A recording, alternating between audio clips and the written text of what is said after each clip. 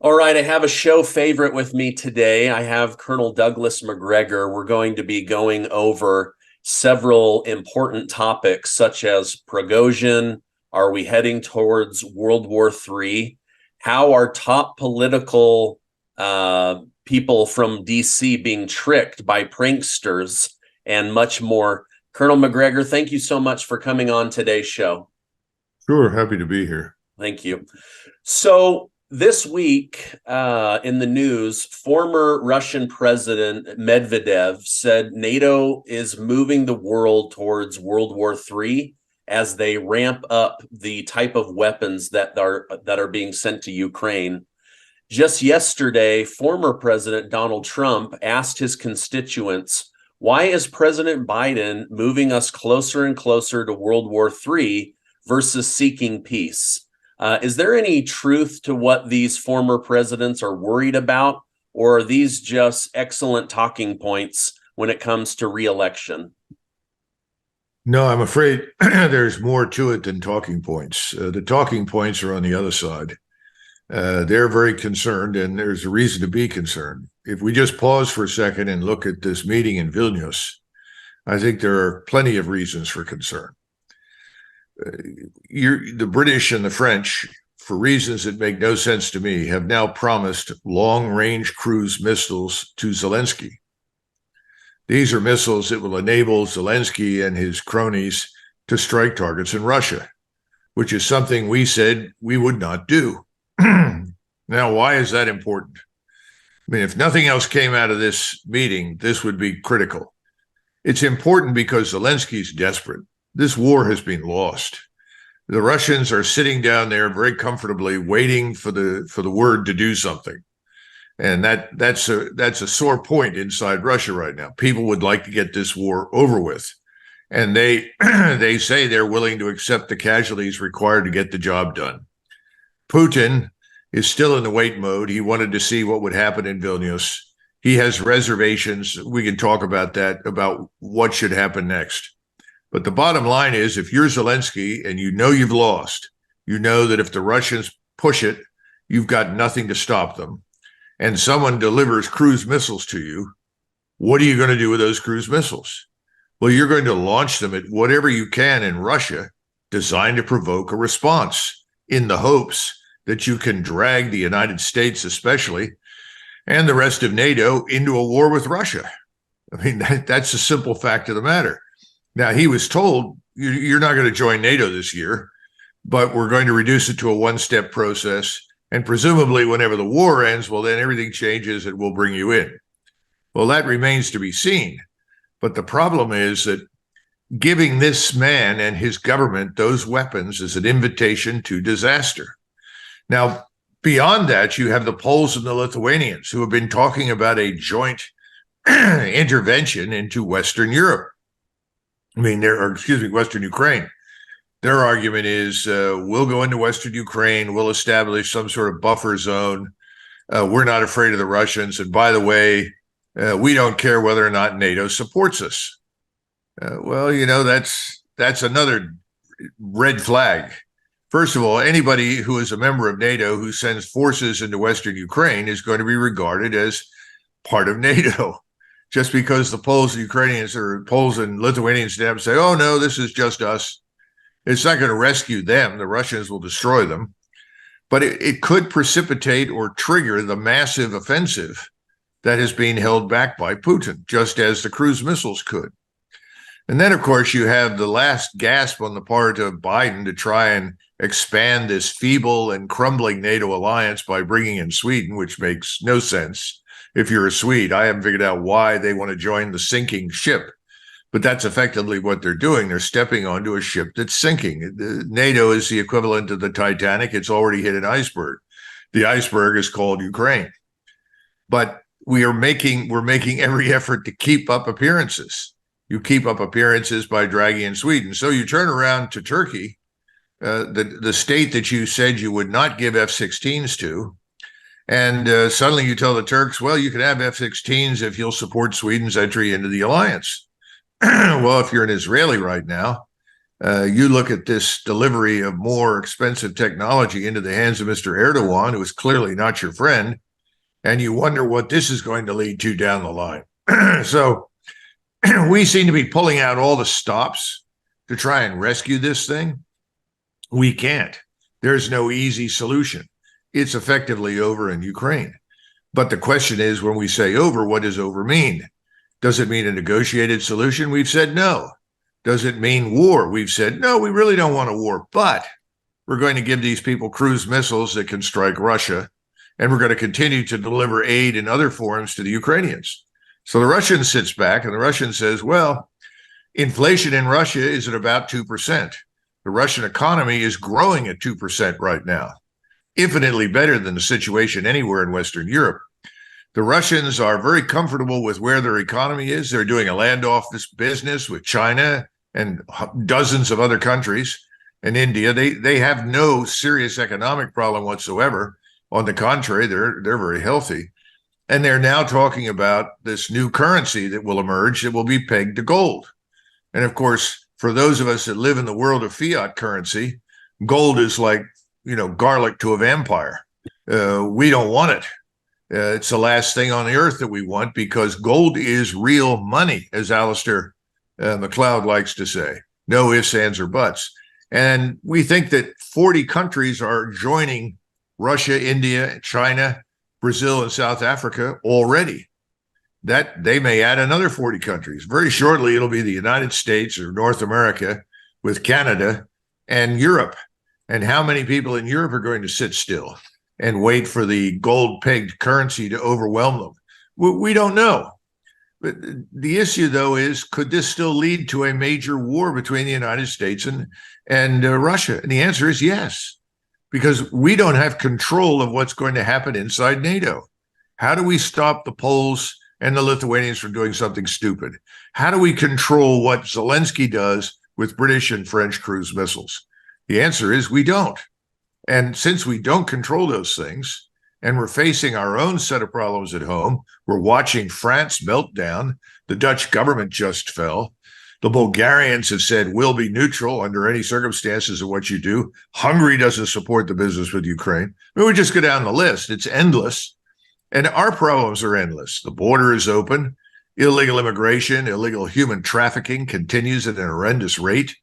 I mean, it's catastrophic what we face here at home. Yet there's no sense of this. And then we are led ostensibly by this enfeebled person who is 80 years old and has trouble finding his way off the stage. So who's really in charge? I don't think it's President Biden. Who's running the government? It's back to this question of who really controls everything in Washington and the United States. Well, I think it's a combination of wealthy oligarchs, big donors to the left, Wall Street, but clearly the American people don't have much to say about any of it. And you know as well as I do, if you go on and look at mainstream media, there's no mention of any possibility of any real conflict with Russia. People continue every day, oh, don't worry, the stock market isn't crashed yet. The economy is bad, but it's getting better. No. So just, what was it that Bush said? Go to the mall and shop. Yeah. And I think that's the message that comes from Washington. And I think it's a very dangerous one, because we are much closer to danger than we have been in decades when it comes to war with Russia. Well, thank you for that. These countries that are getting ready to hand over these long distance missiles, are they under the belief that Ukraine is not going to use them to fire into Moscow? Because every other weapon they've given them that might reach, they've tried to use it, including drones and other weapons. To me, this seems very dangerous, like handing a child a weapon and then the adult leaves the room saying, well, we'll just trust that the child won't fire the weapon in the wrong direction. Are they just operating under hope? Well, you're striking the salient target out there. This is the real question, because I can tell you that behind the scenes, the Germans want this whole thing to end, as do most of the Europeans. They don't want this perpetual war going on in Ukraine. Their economy is in total ruins. The country's being deindustrialized. Germany is going to be pasteurized. And then they're overwhelmed by millions of Muslims from North Africa and the Middle East that they don't want in their country. I mean, let's be frank. We can pretend otherwise, but those are the facts. The same thing that's happening in France could happen in Germany. There's already some evidence of it breaking out. So I don't think that the Germans want to see Russia destroyed and dismembered, which is the real Wall Street, London banking, Washington, London government cabal goal and objective. Bring down Putin, bring down the government, dismember Russia, strip it of its resources. That's not going to happen. And they know that. So if they're not signing on for that, the question is, why are they doing something stupid on the scale that you're suggesting? Because I think they continue to drink the Kool-Aid, which is, well, the Ukrainians could still win. No, they can't. Well, the Russians haven't done anything yet. Well, they haven't done much. That's true, but that doesn't mean they can't and they won't. It's a trap, I think. Politicians never really want to be pregnant and bring the child to term. They always want to be a little bit pregnant because they never know when they want to abort. And as soon as things get really, really bad, they'll abort. That's what's going on in Europe. I just don't know how much longer those governments will last. I'm surprised that Scholz is still there. His approval ratings are worse than Biden's. They have a parliamentary regime. They can have a no confidence vote and replace him and put in a new government.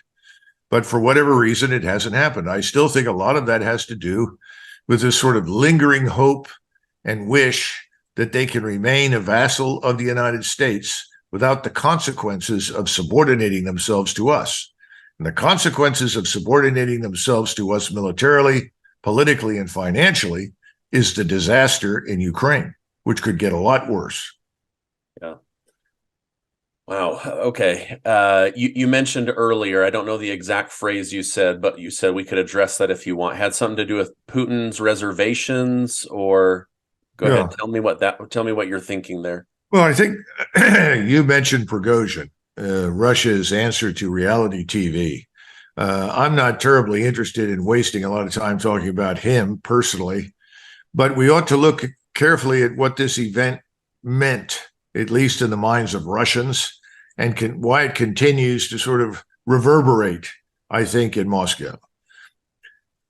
Prigozhin wanted to save his Wagner group, which has been under pressure from Gerasimov and the Minister of Defense, Shoigu, for a long time, ever since the war began, because technically Wagner is a private military organization employed by the Russian government, is not supposed to operate inside Russia. It's essentially the equivalent of the French Foreign Legion. French Foreign Legion does not operate normally inside metropolitan France. It's supposed to be beyond French borders. That could change, incidentally, if things in France grow worse, which I think they may. But right now, that's the law. And so he said, look, don't dismember Wagner. Don't throw it out of business. It's a great organization. That was number one. He is wildly popular inside Russia. His organization is wildly popular because they are seen as Russian patriots who are fighting every day to defend Mother Russia. And his rhetoric has been very popular because he's a sort of mafia-like tough guy that Russians like, somebody who stands there and says, why are we not crushing Ukrainians now? Why are we waiting? We're tired of waiting. We want to launch. We want to end this war. Of course, that's the Russian people. They want to end the war. They're incensed. They don't understand why we've continued, or the Russians have continued to tolerate the abuse that the Ukrainians mete out. I mean, just today, Ukrainian forces launched more artillery rounds into Donetsk. This is a city in the so-called breakaway republics. They shell it all the time, and they're not shelling any military targets. They're killing civilians. And people say they must be crushed. This must stop. Well, Putin agrees with them. But Putin has a different calculus. And his calculus is what we don't want is NATO intervention on the ground in Western Ukraine. Because if that happens, it's going to be very difficult for us to avoid a direct military confrontation with NATO, especially the United States. And I think that's the crux of the issue for him. He said, we're going to sit here. We're going to demonstrate that we are invincible. There's nothing the Ukrainians can do. We're going to continue to build our force. They're up to 750,000 now. The plan is to go to about 1.2 million men. They're continuing to quietly mobilize and also to contract for new soldiers inside the Russian military. Shoigu has just been on a tour. He may still be on it. I know he's been on it for the last couple of days, visiting all of the factories and production facilities for armaments, uniforms, equipment, everything that you need to fight a war, from complex missile parts, to cruise missiles, to drones, whatever. And everything in that country is running basically 7 days a week, 24 hours a day, 365 a year. There's no danger of them running out of anything. And at the same time, you've now had the president of the United States admit to the world, well, we've run out of ammunition. So we're sending cluster munitions, not new ones that are good. This is old ammunition. And if you listen to that and you're on the Russian side, the Russians are saying, well, let's get this over with. What are they going to do? See, the problem for Putin is he doesn't want that confrontation. And he doesn't want to answer that question, what are they going to do? Because he does not want a nuclear confrontation. Yeah, my understanding from, looking at this from many different angles and sources is that Putin is kind of caught between needing to look like a great military leader that doesn't butcher his neighbors. He also needs to look like someone who is resolving an issue, but still keeping the door open for Russia to do business with Europe. Is that a fair? No, I think that's an accurate depiction, but his audience is not Europe and the United States. His audience is the rest of the world. And it's very important to him what people in Asia think, what people in the Indian subcontinent think, what people in Africa think, what people in the Middle East think. That's another reason for moving cautiously, deliberately, and slowly, and avoiding a major confrontation if it can be done. But all of this could change at a moment's notice, and that's the problem. Suddenly, dumb things can happen. The cruise missiles arrive, and they show up landing not only in Moscow, but perhaps in Rostov, perhaps Belgrade, other major cities in Russia. Who knows? Because that's all the Ukrainians can really do with them at this point. And then, of course, there's the danger of the Polish-Lithuanian card being played. And these people foolishly stumble into Western Ukraine. Now, the Poles are supposedly up to about 300,000 troops, but they cannot adequately arm all of them. In other words, they don't have the modern equipment for more than about 130,000, 140,000. Polish public opinion is fragile right now. It was 52% favor confrontation with Russia a few months ago. I'm told it's now in the 40s. Not that governments necessarily follow public opinion all the time, but in this case, I think it's a concern inside the Polish government, and they have elections coming up. Then you also have the problem in Lithuania, and the Lithuanians and the Poles, they have an agenda, a territorial one that goes back hundreds of years. They're trying to regain territory in the region that was once theirs. Now, I understand that. That happens all the time, all the way around the world. But there are ways to approach that. You know that Ukraine is weak. And if you're trying to pick up a portion of what is today called Ukraine that is historically Polish and Lithuanian, well, then you can do it, but not as a member of NATO. And I told some Polish colleagues, if this is really what you want to pursue, you need to get out of NATO. And then you need to fly to Moscow and talk to Putin. Now, why would I say that? Because they may be surprised what Putin is prepared to do. Putin said 5 years ago, after he'd given a speech in St. Petersburg to a group of journalists, he said, we know that the Ukrainians in the West want nothing to do with us. They're Ukrainians. We understand that. We don't want to rule them. And then he turned around and he said, they'd probably be happier with the Poles. Now, these people know the history. Everybody knows everybody else in the region. We don't know anything, by the way. I mean, we bring to every discussion the same thing, arrogance and ignorance. But the people who live there actually know the situation. Unfortunately, it's another wag the dog theory. We want to wag the American dog. So the Polish tail, the Lithuanian tail, They want desperately to drag us in. Then you have the fools in London that think they sit in splendid isolation on that island, and that island could suddenly become a death trap for them if they continue down the road they're headed with Russia. We don't have the forces ready to fight. That's a huge problem. You just heard we don't have any more ammunition left. What are we going to do if we have to fight on the conventional level? This all brings you back to the issue of nuclear weapons. Russians will not use those. People that want to use nuclear weapons want to use them because they're losing, because they're weak. Guess who that description fits? Us. Yeah.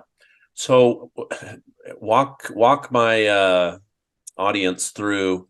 Let's say that Zelensky or even a rogue general orders one of these long-range missiles into Moscow. Now, we're not talking about drones.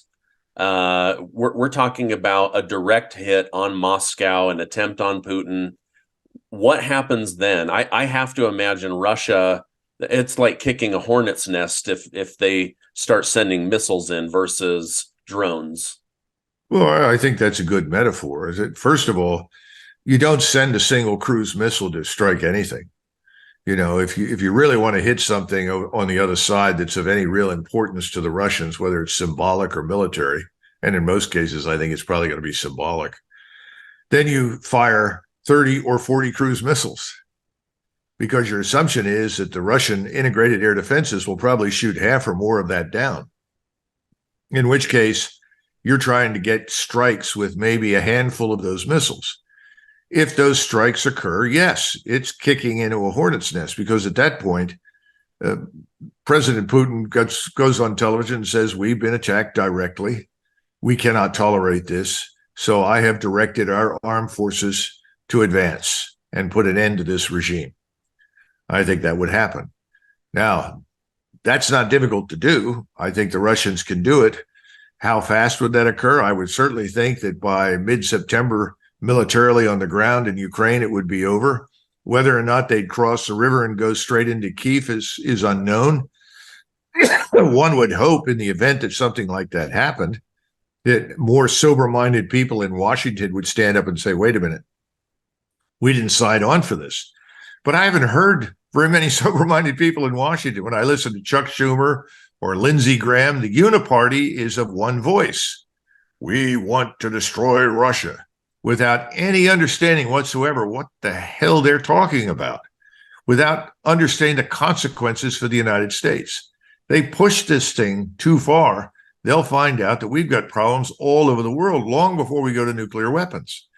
The Russians can escalate horizontally. What do we do when they create enormous problems for us in Mexico and the Caribbean basin?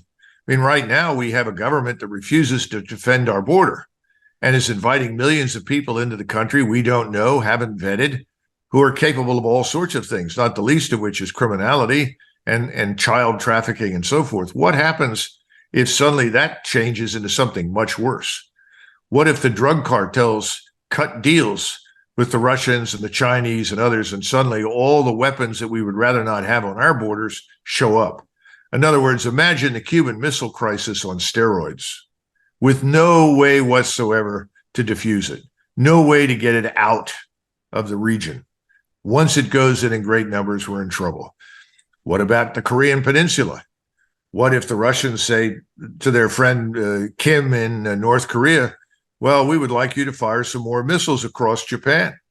We'd like you to strike a target just offshore in the North Pacific, or perhaps launch some missiles in the direction of Guam. Who knows? And then, of course, the Chinese, who don't want a war, they're horrified at the prospect. And that's one of the reasons they're supporting the Russians. They don't want this thing to spread and involve them, so they want the Russians to be successful. What do? Are they going to sit quietly? They'll probably sit there and say, well, we'll sink too if we don't do something. In this sense, it's uncomfortably familiar historically, because it looks a lot like August 1914, where people at the top who under normal conditions had brains and common sense make the foolish assumption that, well, we might as well fight. It's gone too far. But if we do, it won't be that bad. Remember the old statement the Kaiser made to his troops, and he was probably the single most anti-war candidate of everybody involved in World War I. He absolutely did not want that. And what did he say? You'll be home by the time the leaves have fallen. Well, that was very reassuring. But he didn't understand warfare, and people don't understand warfare now in Ukraine. They're looking at this; they don't get it. I mean, I've listened to so many retired generals talk about Ukraine as though this is 1942. They keep dwelling on this thing called combined arms, which was a German innovation, integrating air, artillery, tanks, infantry. That's fine. That's not what we're watching anymore. We're watching the ability to link space-based assets, intelligence, surveillance, reconnaissance, and strike forces, all strike forces, from a mortar, an automatic mortar, all the way up to tactical ballistic missiles and beyond. The ability to see everything all the time. You don't hide on this battlefield. It's very difficult to do so, which means that if you're going to go full stop into this war, you have to disable satellites. So you get into a war in space. We haven't even begun to talk about that. And then there's the war at sea. You know, what about our forces sitting in Poland? How do you reinforce them? You know, you can't.